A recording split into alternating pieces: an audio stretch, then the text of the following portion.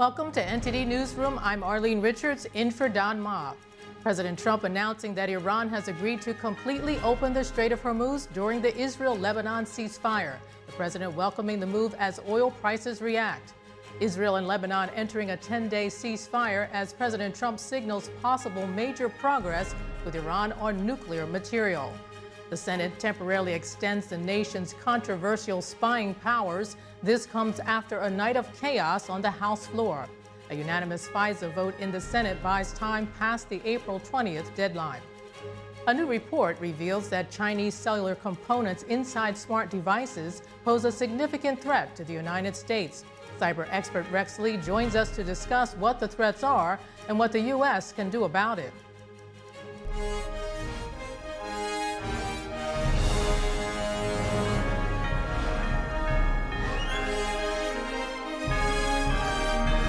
This is NTD Newsroom, live from our global headquarters in New York City.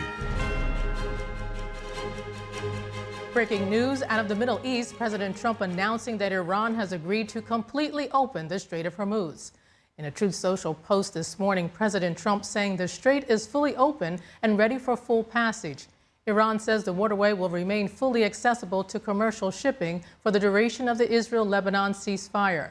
But there's a catch. The country's foreign minister says all commercial vessels must follow a designated route set by Iranian maritime authorities.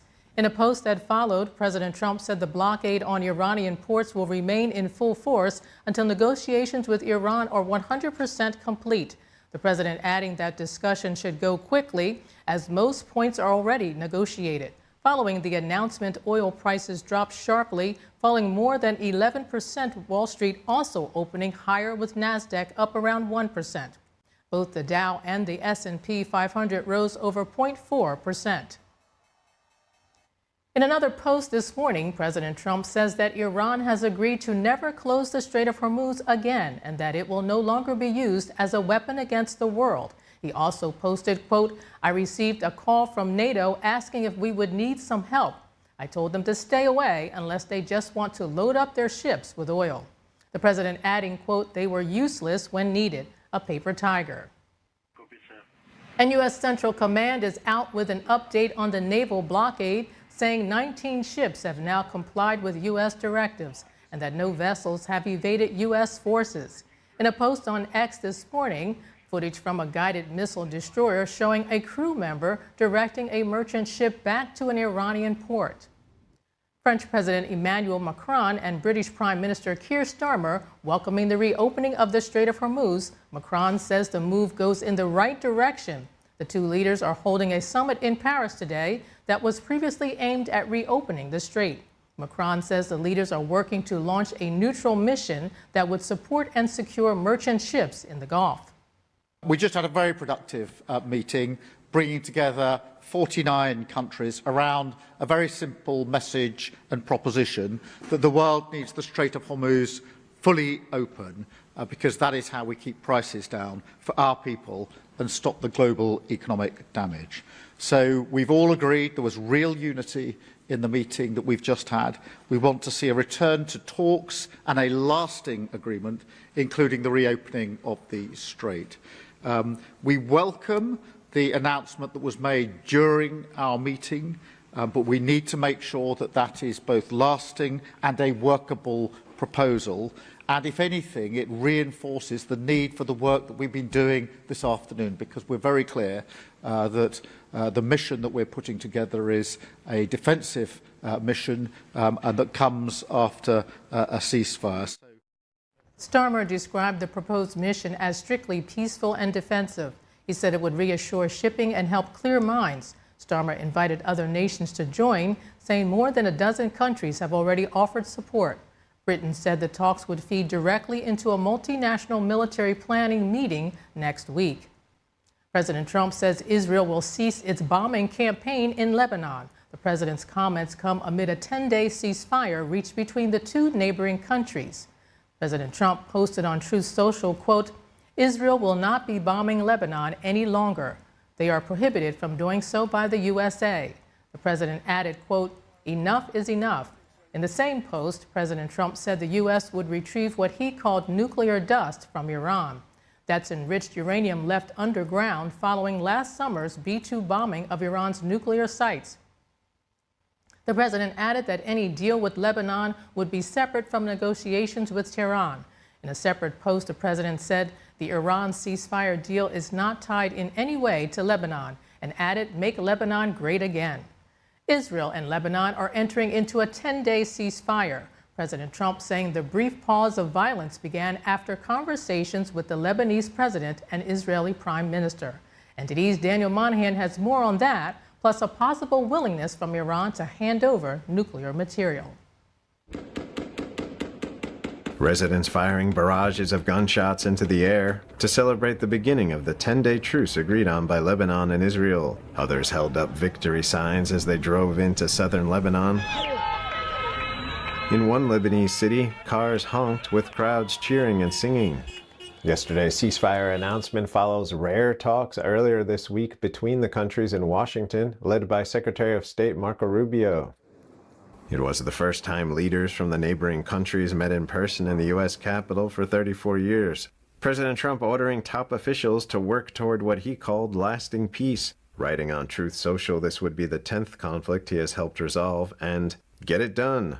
Adding, "May have been a historic day for Lebanon. Good things are happening." The State Department says Lebanon, with international support, is expected to take steps to prevent Hezbollah and other armed groups from launching attacks on Israel. On Iran-backed terror group Hezbollah, President Trump writing, "I hope Hezbollah acts nicely and well during this important period of time. It will be a great moment for them if they do. No more killing. Must finally have peace." Israeli Prime Minister Benjamin Netanyahu says the ceasefire creates an opening for a broader agreement while maintaining Israel's core demands, disarming Hezbollah and securing long-term peace. We have an opportunity to reach a historic peace agreement with Lebanon. President Trump intends to invite me and the president of Lebanon in order to try to advance this agreement. Meanwhile, President Trump signaling progress on a separate track, saying a second round of peace talks between the United States and Iran could take place this weekend. We're doing very well, I can tell you. Maybe it'll happen before that. I'm not sure it needs to be extended. Just so you know, Iran wants to make a deal, and we're dealing very nicely with them.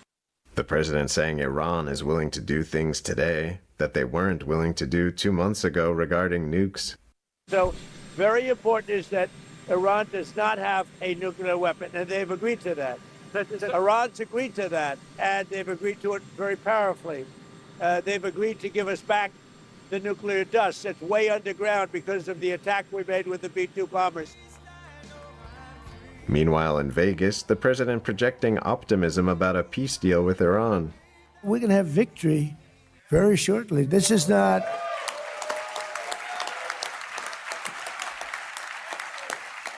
And against a very tough, smart country. We haven't settled yet. Maybe we won't, but I think you're going to be pleasantly surprised. Potential peace talks with Iran this weekend would come just days before the expiration of a 2-week ceasefire. Daniel Monahan, NTD News. President Trump says his administration is looking into reports of missing and deceased U.S. scientists. The president calling the situation serious, noting that some of those involved were, in his words, very important people. Based on what you've been briefed, what do you think is happening here, and do you think that this is connected or totally random? Well, I hope it's random, but we're going to know in the next week and a half. I just left a meeting on that subject, so pretty serious stuff. But we're going to be hopefully, I don't know, coincidence, if you whatever you want to call it. But some of them were very important people, and we're going to look at it over the next short term. The White House says it's reviewing reports that some of the individuals had access to sensitive research, such as nuclear or aerospace material. Some lawmakers are also calling for a federal investigation. Congressman Tim Burchett saying last month the numbers seem very high in certain areas of research. Now the latest move by the Trump administration to counter adversaries in the Western Hemisphere. The State Department is expanding visa restrictions. The new measures apply to foreign nationals who support or carry out activities linked to hostile powers. The earlier policy focused on individuals linked to the Chinese Communist Party, operating in Central America. That framework has now been expanded to the entire hemisphere and includes other adversarial countries and their agents. The State Department says 26 individuals have already been hit with restrictions under the expanded policy. Their identities have not been made public. Those targeted and their immediate family members will be barred from entering the U.S. And joining us now is James Gorey, author of The China Crisis and Epoch Times contributor. Good afternoon, James. Good afternoon. How are you? Good. Good to have you with us.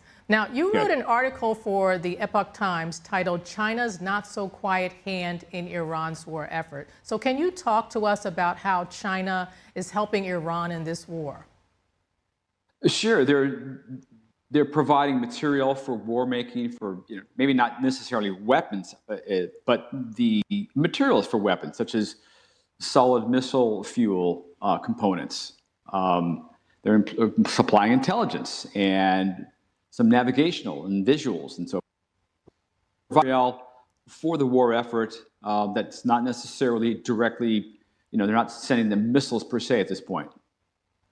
So now can you walk us through how the Caspian Sea corridor is being used in their practice, Well, sure. The Caspian Sea is a northern inland sea that borders on Russia and Iran, and it's not policeable by the U.S. Navy, so it's not subject to naval interdiction and surveillance so much as the Strait of Hormuz is. So it's supplying and material through different land bridges, through Pakistan, through their Central Asian Belt and Road countries, and then coming down through either the Caspian Sea or across land from, say, Iraq or other neighboring countries. So there's a variety of ways they're getting the material to Iran without having to go up through the Strait of Hormuz and be subject to U.S. Navy interdiction and inspection and so forth.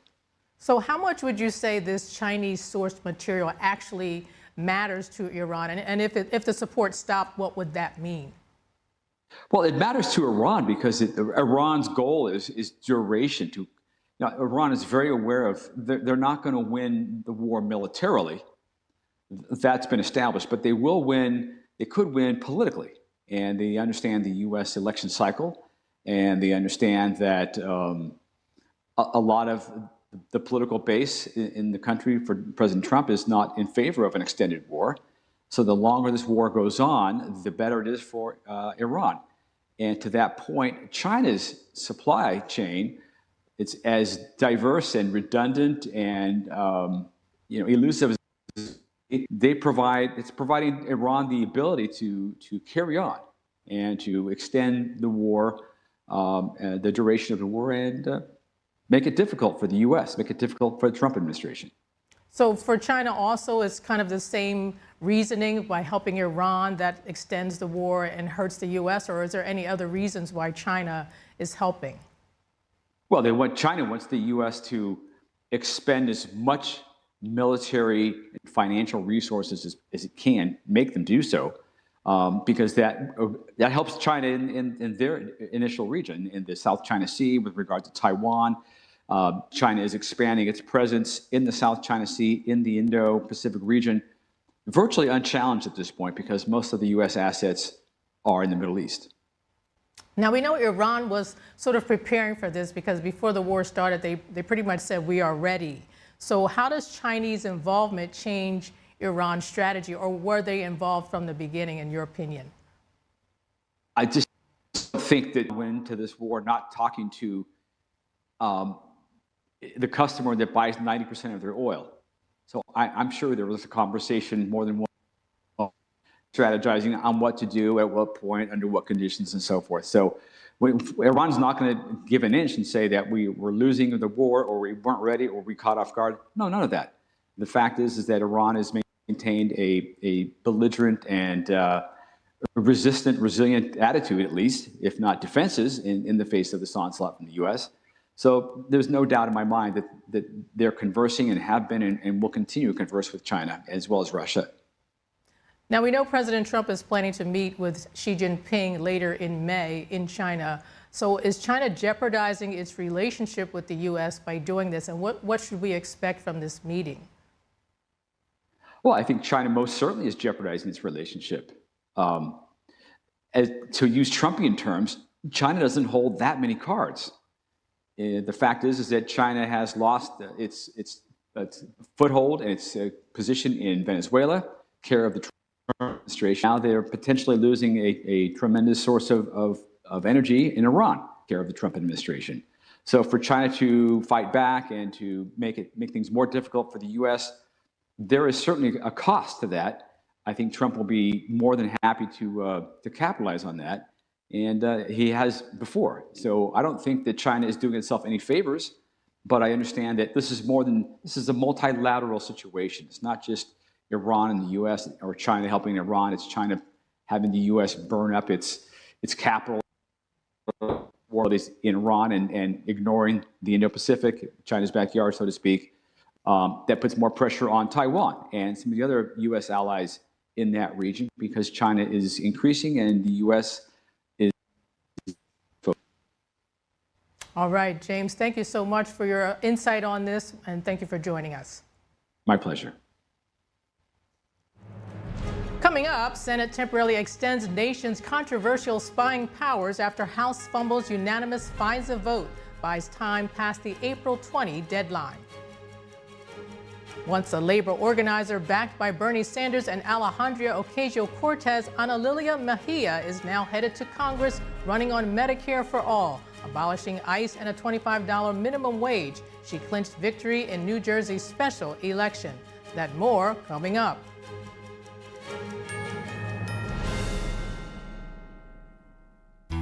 This land, our America, built on hard work, determination, and grit.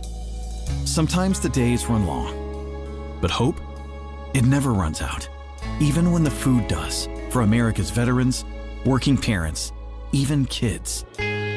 Because in every corner of every town, even yours, millions of hardworking neighbors are facing a hunger crisis. Many for the very first time. In this land of plenty, affording food shouldn't require second jobs and third shifts or choosing between your groceries and bills. Today, you can help change that.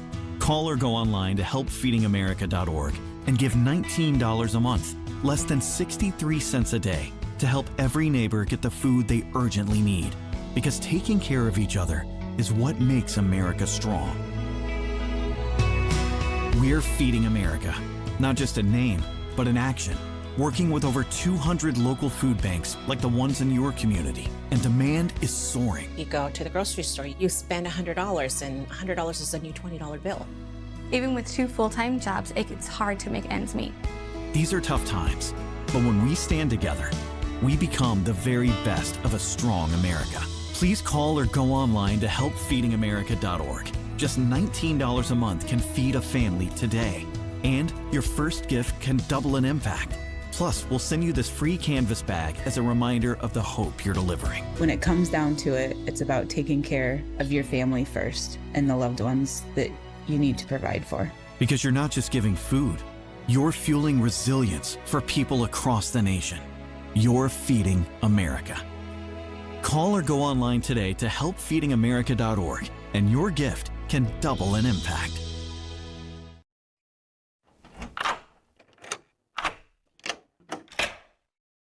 I'm Jonathan Lawson. If you're 50 to 85, please listen closely. The lock I want to talk to you about isn't the one on your door. It's a rate lock for your life insurance that guarantees that once you're insured, your rate can never go up at any time for any reason. Many policies you see don't have one, but you can get a lifetime rate lock from Colonial Penn. This plan was designed for people on a fixed income with coverage options that start at $9.95 a month. That's less than 35 cents a day. Your rate is locked in for life. Coverage can never be canceled, and your acceptance is guaranteed. You cannot be turned down because of your health. See for yourself. Call for an information kit and gift. Both are free with no obligation. Call 1-800-624-6556 for your free information and your free gift. That's 1-800-624-6556. 1-800-624-6556. Call now.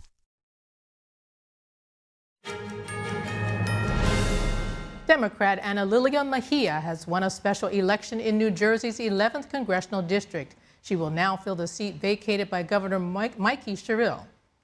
Mejia defeating Republican Joe Hathaway by roughly 40 points. The win narrows the Republican majority in the House from 217 to 114. The district has trended Democratic in recent years.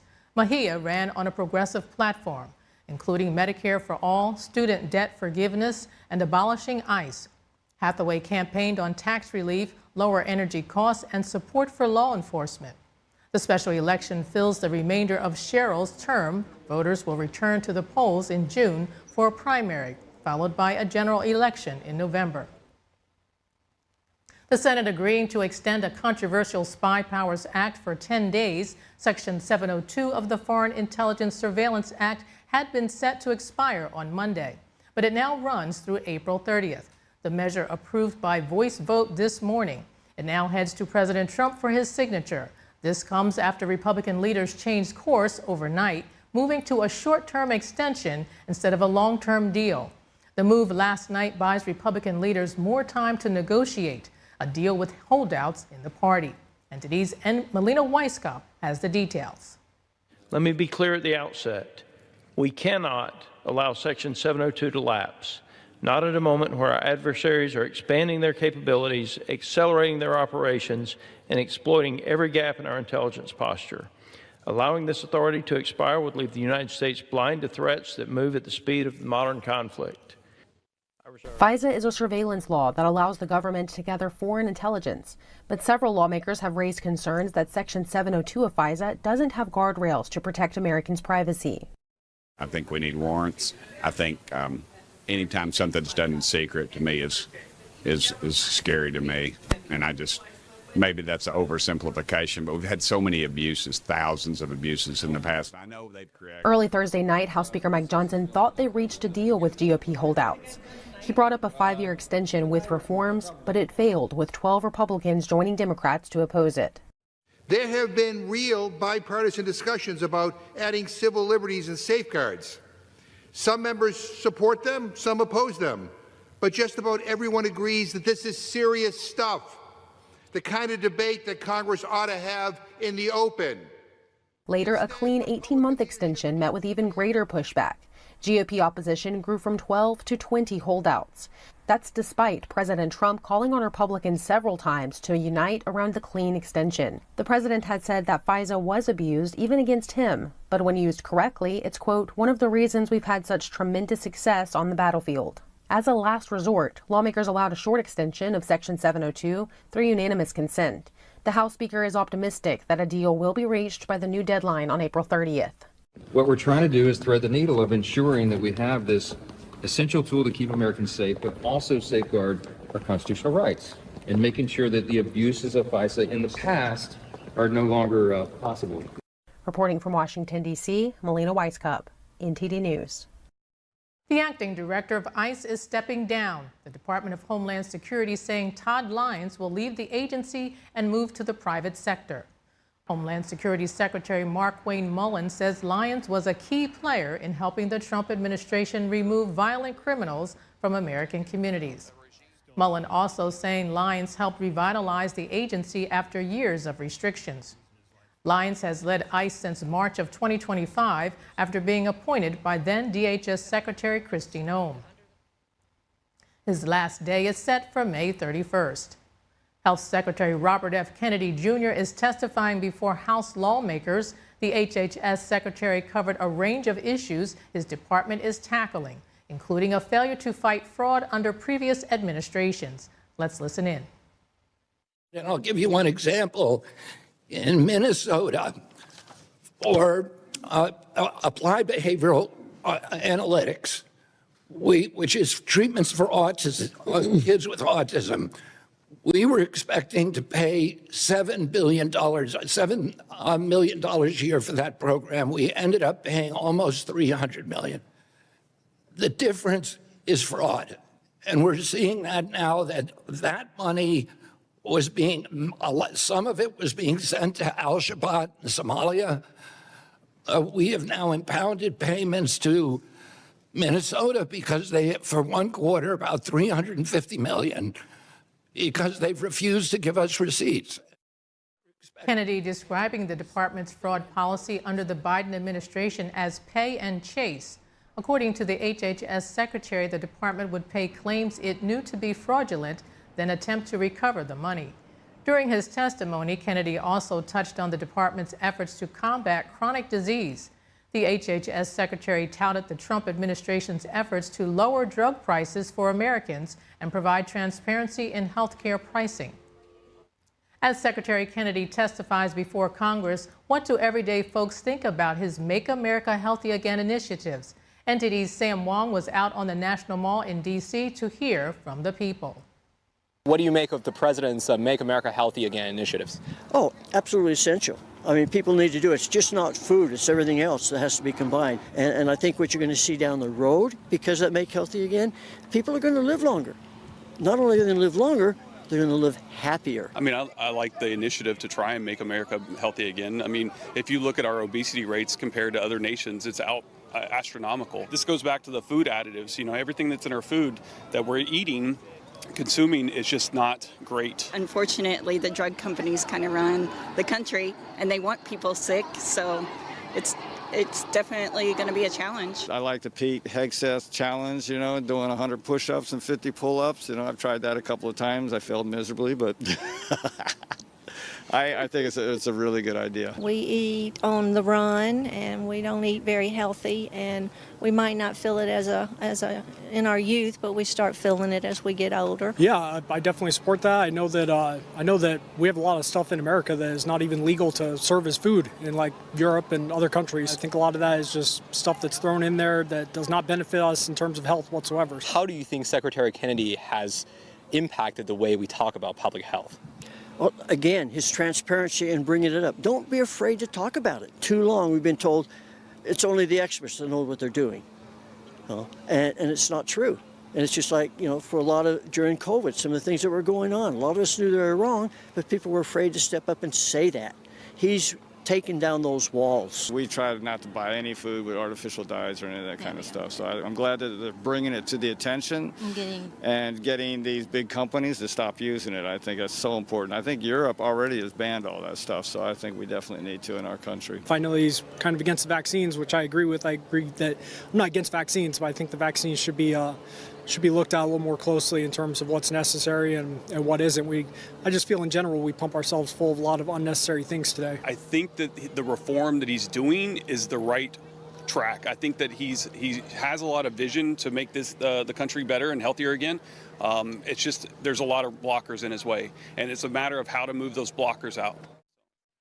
Coming up, a new report reveals that Chinese cellular components inside smart devices pose a significant threat to the United States. Cyber expert Rex Lee joins us to discuss what the threats are and what the U.S. can do about it after the break.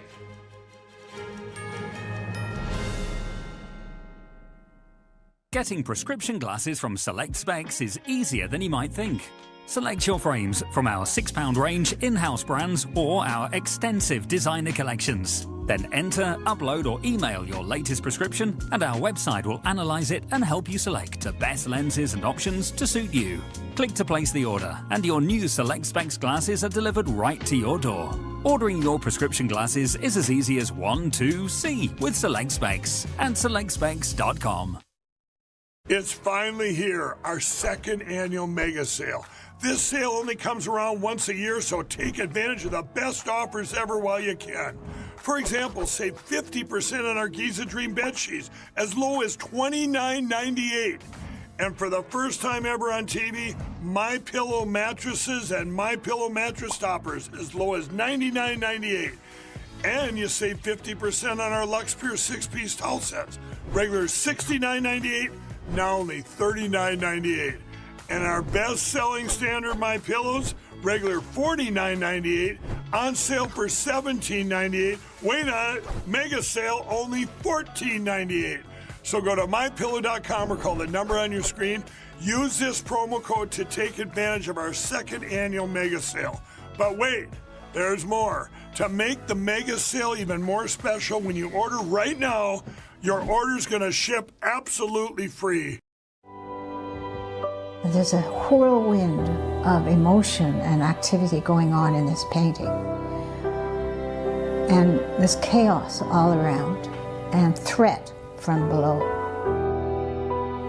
The walls surrounding her, and they're anything but unmoved. They're moving all the time, and we sense that.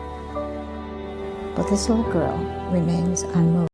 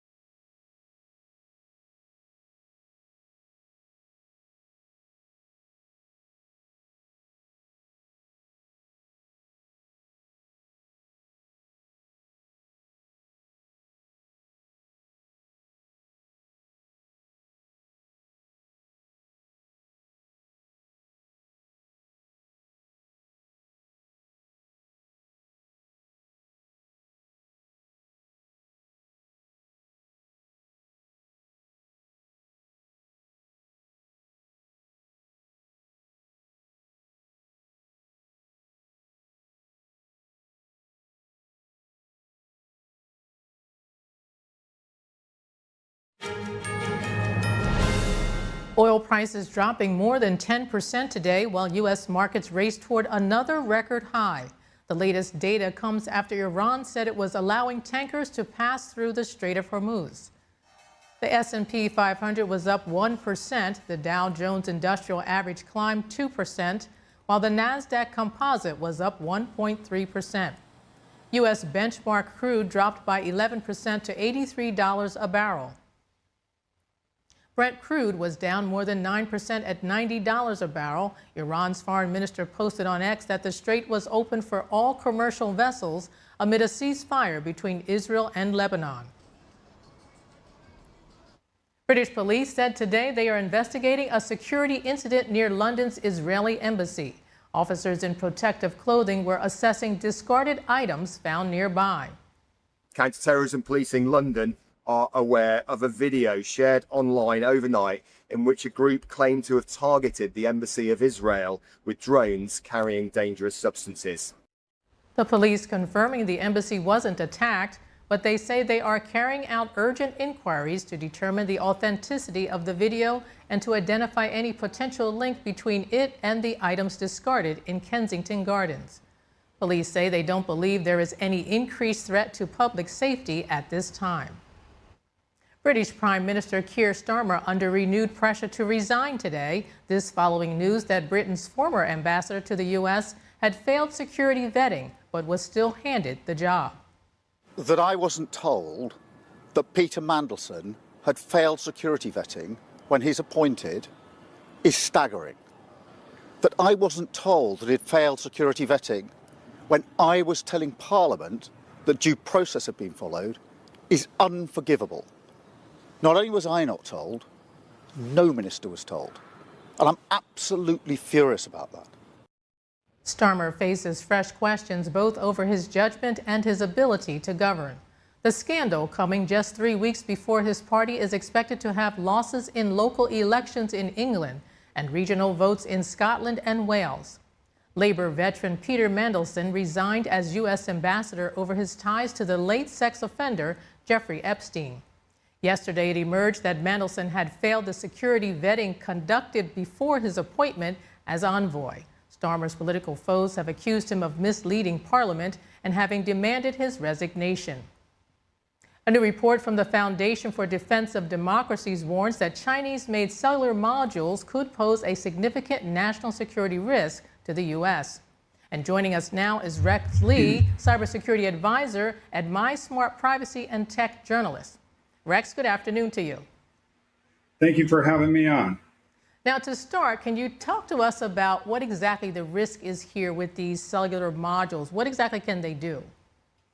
Well, the cellular modules that go into these devices are usually on 4 and 5G cellular phone networks. They usually go on like security systems and or IoT devices or remote devices, as well as home environmental systems and so forth. So they support a lot of remote type of devices that are associated with things like IoT networks for utilities, where they're controlling LAN, where they're controlling a NB-IoT network or a FAN network or an AMI automated meter reading network and other infrastructure like that. So it's highly critical to make sure that the connectivity between these IoT devices that have these cellular modules in them is secure. So how long has this been a concern, and what are we, or what is the U.S. doing about it? Well, the main concern here, there's two security issues with this issue. If you're using IoT devices, let's say the IoT devices are even made in China, all of these remote IoT devices are driven off of applications on your phone.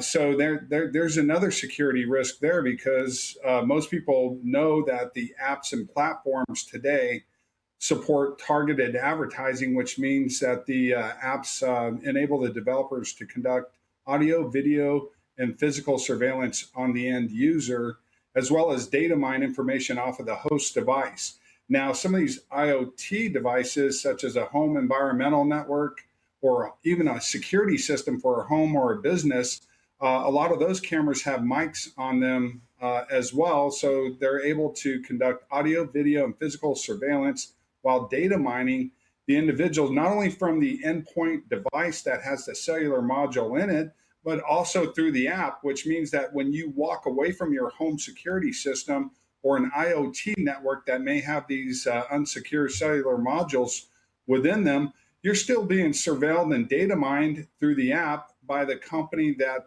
supports the products and services.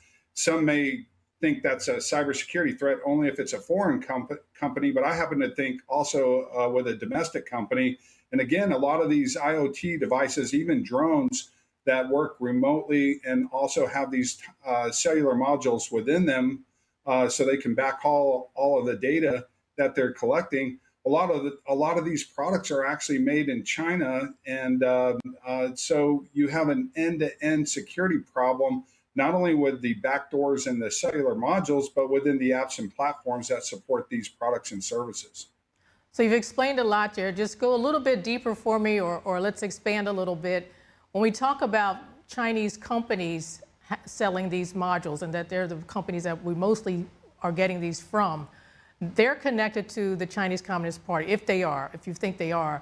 What is the risk here if the Chinese companies are getting information from us and controlling it, and then having this relationship with the Chinese Communist Party? What could they do with this? Well, regarding the relationship with the Chinese Communist Party, I was asked to write a report for a security session that I'm doing in the utility industry that was given to the FCC, the NSA, NIST, and CISA on what's termed as military-civil fusion programs in China, Russia, and the United States to look at these risks. Now, getting a little bit deeper at that level, what civil military fusion programs are simply this: the ability to weaponize consumer and enterprise products and services for warfare.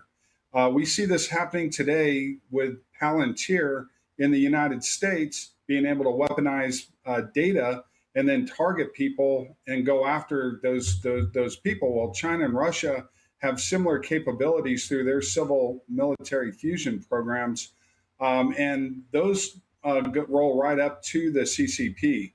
And that's the deeper threat. And I'll give you an example of how dangerous this is. If you have an IoT network supporting a utility, and that IoT network goes down, that can take the grid down with it.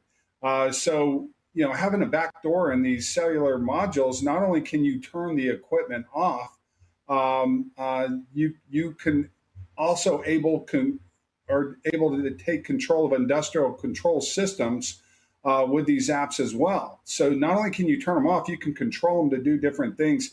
This was the case. This isn't anything new. This happened with the Rahib oil refineries in 2019.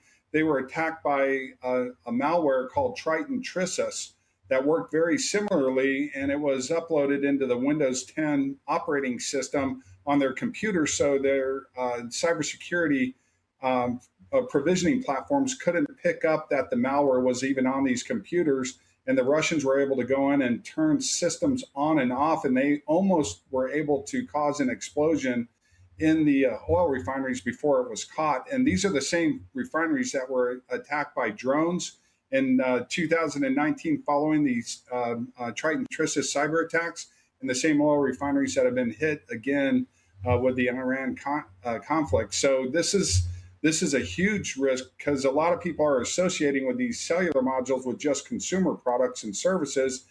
A lot of enterprise businesses and government agencies, even military bases, use IoT endpoint devices that have these modules in them. So I guess the question is, if this has been going on for a while, or you've been knowing about it for a while, why have the Chinese firms been able to capture nearly half the global market for these cellular modules? Well, you know, the problem we've got with China overall is you have to look at how the apps are made. If there's no apps to support these products, then you can't distribute the products. And the apps are developed in Android, iOS, and Windows.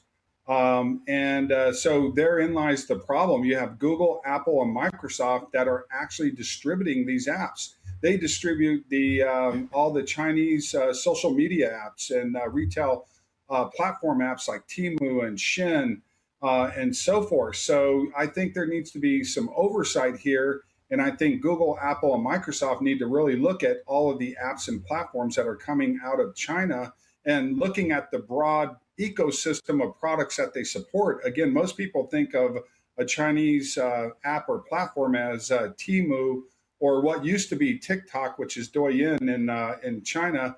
Now it's TikTok USDS as well, but they're not totally divested from China either. ByteDance still owns 19% of the company overall, the US-based company, as well as Shou Chu, the CEO of ByteDance, is on that board.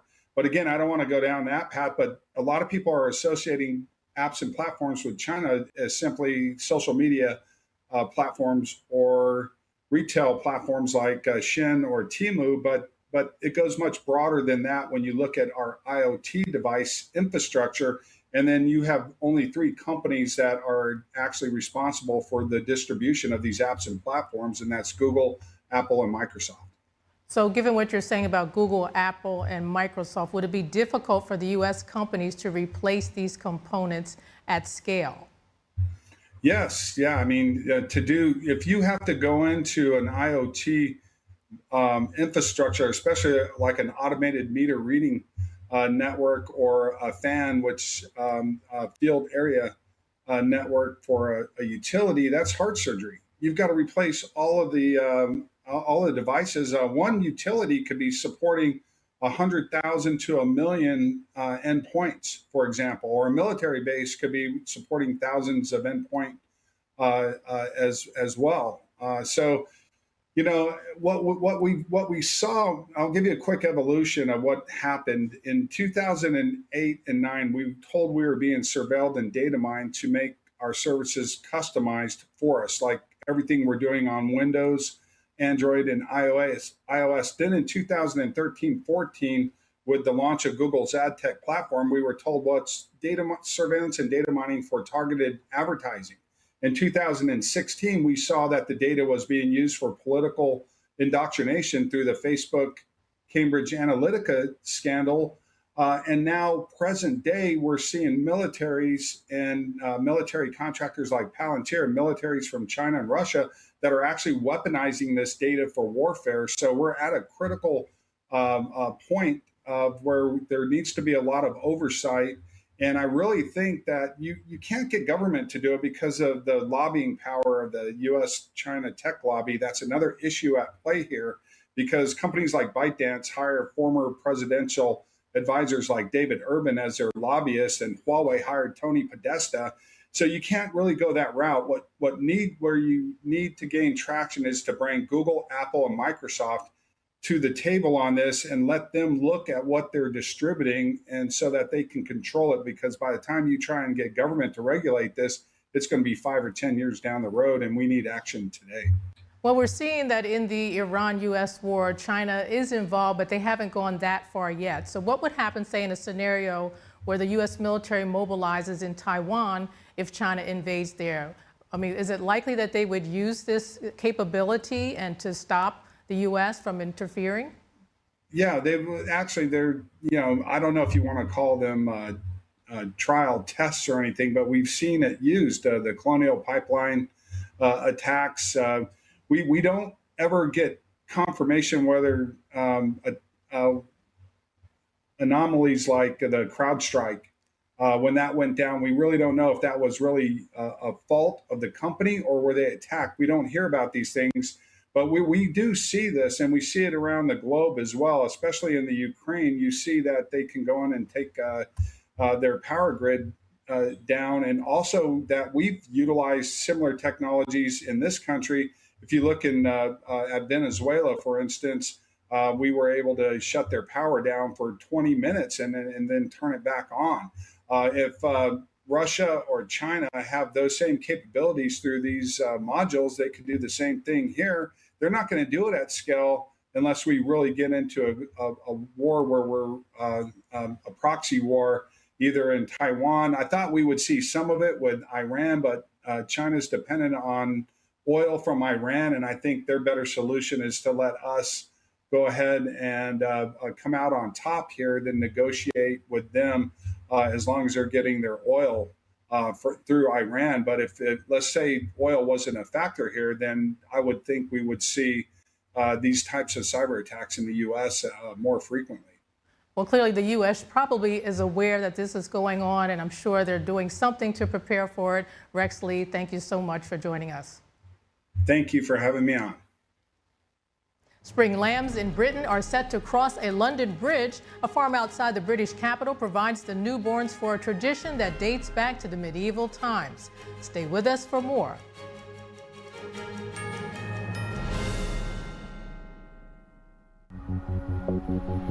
You are not hidden. There's never been a moment you were forgotten. You are not hopeless.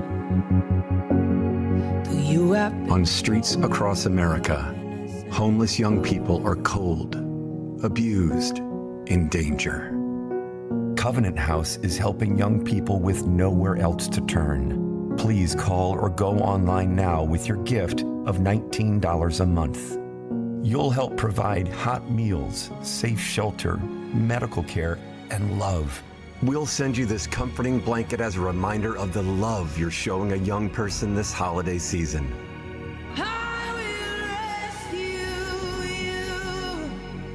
Call or go online now to safeplacetosleep.org, and your first month's gift will be matched. Kids love it. Parents trust it. Obviously. Explore GJW Plus Kids Series and Ganjian Campus courses led by expert educators. This is spectacular. Children will learn values like respect, responsibility, and knowledge in language, science, and more. Wow. All while having fun. Perfect. Subscribe today at GJW Plus Kids, where learning meets fun. Tired of struggling with that heavy leaf blower? Introducing the Bullseye Power Blower. It delivers a massive blowing force, and yet it's so compact and lightweight. Just lock and load the rechargeable battery for long-lasting runtime. The secret is the compact turbocharged motor with jet burst technology that blasts out 21,000 RPMs of airflow. Watch this. The sheer force propels this woman across the pool. Look, use Bullseye to blow up a huge jump house. Now that's power. Even blows snow right off your your vehicle in no time. Turbo clean your porch in a flash or tidy up your dirty garage floor in seconds. Get it today for just $99.99. But wait, act now and get a $20 discount. So it's only $79.99. Plus, you'll get the adjustable extension tube, yours free. And it all comes with free shipping. Order now. Call 1-800-209-2313 or go to bullseyeblower.com. That's 1-800-209-2313 or order online at bullseyeblower.com. Order now.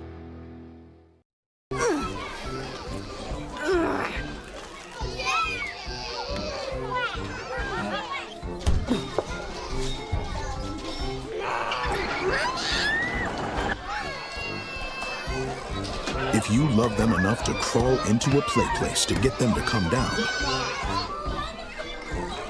then surely you'll check nhtsa.gov/the right seat to make sure they're in the right car seat.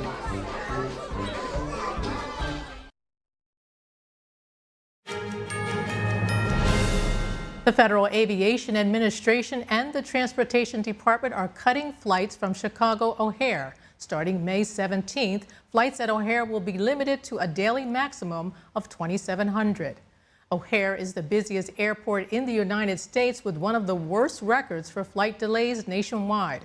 According to the Transportation Department and the FAA, less than 60% of arrivals and departures were on time last summer. Transportation Secretary Sean Duffy said in a statement, quote, "If you book a ticket, we want you and your family to have the certainty that you'll fly without endless delays and cancellations." The flight's limit at Chicago O'Hare will last through October 24th. Spring lambs in Britain are set to cross a London bridge. A farm outside the British capital provides the newborns that will take part in a tradition that dates back to medieval times. NTD's Andrew Thomas has more on the annual event. Spring lambs frolic at Manor Farm in Bedfordshire. Hard-working border collies keep the adults from straying too far. For farmers Barbara and David Seamark, feeding the baby lambs is one of the most enjoyable parts of the job, especially after a long, brutal winter. Especially this winter, it's been wet and it's been dark and everything's just sort of gone against us, really, you could say, this winter. And so once those lambs start coming, it's new life. Sheep farming isn't all about raising cute animals. Seamark says it's tough to make a living. He's had to find other avenues to make a profit. His dogs and flock now do corporate events, allowing office workers to get a taste of the sheep farming and shepherd handling experience.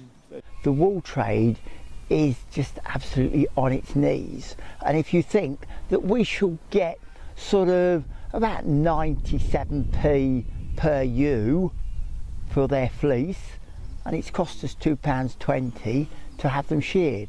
Manor Farm has also provided the dogs and sheep for the annual London Sheep Drive. The charity event honors a medieval tradition where free men of London could drive their sheep into the city without paying a toll. Master of the Worshipful Company of Woolmen, David Hopkins, is looking forward to this year's drive. I think traditions are worth preserving, and they should come on the day to see everybody gowned up and badged up, and many hats as well, and they would think it really quaint. But we like tradition, and we think it's worth preserving. Around 30 lambs from Seamark's flock will be driven across Southwark Bridge in London. Choosing the right sheep takes an experienced sheep farmer. Seamark explains what makes an animal suitable for the event.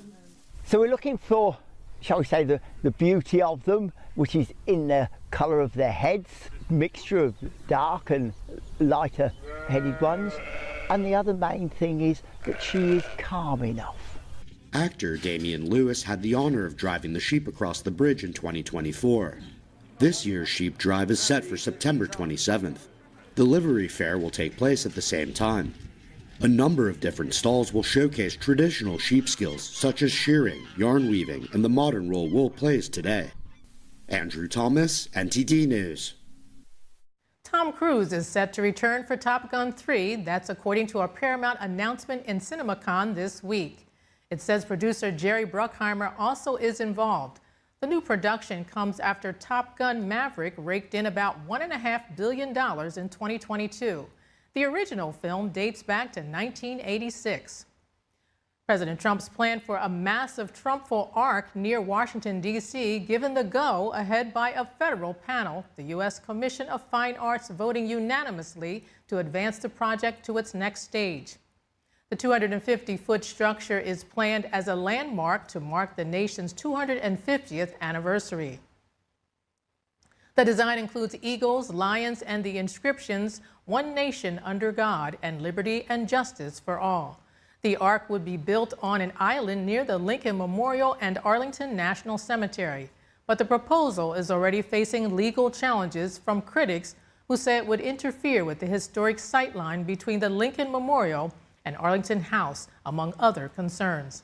Plans for the ark are part of a push to mark the nation's 250th anniversary with large-scale public events.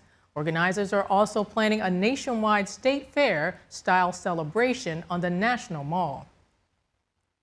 It will feature exhibits, food, and showcases from all 50 states and U.S. territories.